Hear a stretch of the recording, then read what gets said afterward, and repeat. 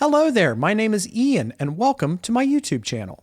So, late last week, Esoteric Recordings announced plans to release a limited edition boxed set of Hawkwind's 1974 album, Hall of the Mountain Grill. Included in this box are 9 discs total, 7 CDs and 2 Blu-ray discs, comprising the original album remastered, plus bonus contemporary singles, new mixes of 3 1974 concerts, namely Edmonton, Chicago, and Cleveland, by esteemed engineer Stephen W. Taylor, as well as 5.1 surround mixes spread across the 2 Blu-ray discs.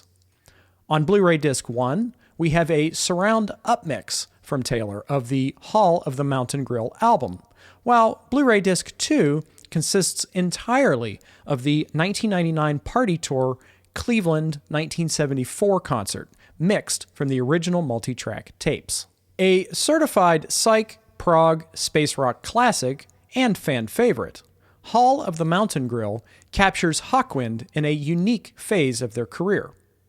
Vocalist Robert Calvert and their electronics guy Dick McDavies had recently left, while at the same time the band introduced classically trained violinist Simon House to the fold, simultaneously paring down the sound while also expanding their sonic possibilities. The lineup at this time consisted of Dave Brock, guitars, synths, organ, harmonica, and vocals, Nick Turner, saxophone, oboe, flute, and vocals, Lemmy, bass, vocals, and guitar, Simon House, synth, mellotron, violin, Simon King, drums, and Del Ditmar, keyboards, synth, and kalimba. On January 25th and 26th, 1974, Hawkwind recorded 2 gigs at the Edmonton Sundown, which provided basic tracks for 3 songs on the album, while the rest of the album was later recorded at Olympic Studios in May and June. This new boxed set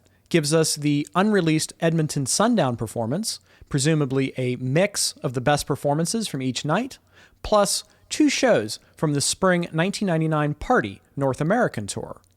These 3 gigs, plus the included singles and the Hall of the Mountain Grill album, gives fans a comprehensive overview of the period. Slated for release on August 29th, 2025, the new boxed set is now available for pre-order and is the latest in a series of Hawkwind Deluxe editions, consisting of In Search of Space, Do Re Mi Fa Sol La Ti Do, and of course, Space Ritual. To be quite honest, I'm not sure if I'll be picking this up or not. It certainly looks really fascinating, but it carries a hefty price tag of around $150.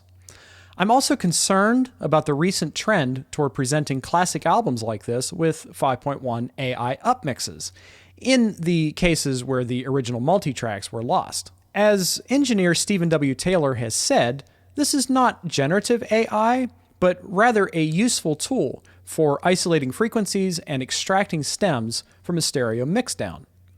However, my own admittedly limited experience with demixing has hardly been an exact science, and it leaves me a little bit leery about the results. I'm sure that the tools that engineers like Taylor and Steven Wilson have used on this set and the upcoming Jethro Tull Living in the Past set are far more advanced than the ones I've used, but the proof will be when I hear it. I trust their ears, of course, but not enough to pre-order a full album done this way. At least in the case of Living in the Past, there's really only a few songs that are AI upmixes, and I'm sure that once I hear the Living in the Past results, it'll go a long way towards my decision-making in terms of purchasing this Hawkwind set. For instance, the upmix of 666 by Aphrodite's Child is one that I avoided purchasing for this exact reason, and I'm glad I did because reviews were not promising. However, there are some examples of decent upmixes in the 2010s from Wilson, utilizing the Pentio software for albums like Gentle Giant's Octopus, as well as King Crimson's In the Wake of Poseidon. But in these cases, the software was used on certain tracks and not entire albums. Indeed, those actually sounded quite good, and in re-listening to Hall of the Mountain Grill today, I do think that the production was strong enough already on this album that an upmix will probably sound okay. I do fear that it will not be as glorious as a mix from the original multi-track tapes would be, but I would be absolutely thrilled to be proven wrong by this. I would really love to give this a fair chance. So again, I'm feeling pretty mixed about this, but I'm leaning towards giving it a shot. I have become more and more of a Hawkwind fan thanks to Taylor's revelatory mixes of albums like In Search of Space, as well as Space Ritual, and indeed, the 5.1 mix of the live material sounds tasty. However, I wonder why only one show was chosen for a 5.1 mix. Since Taylor has created new stereo mixes of all 3 shows, certainly full-fledged 5.1 mixes of the 3 gigs would sweeten the pot for us fans who are on the fence. So what do you think? Let me know your thoughts in the comments below. It will certainly drive my choice to purchase this and eventually review it if the video performs well. If I pick up a few subscribers and get a nice conversation going in the meantime, that'll just sweeten the deal as far as I'm concerned. But until then, it's been nice talking to you, and you'll hear from me real soon. Bye-bye.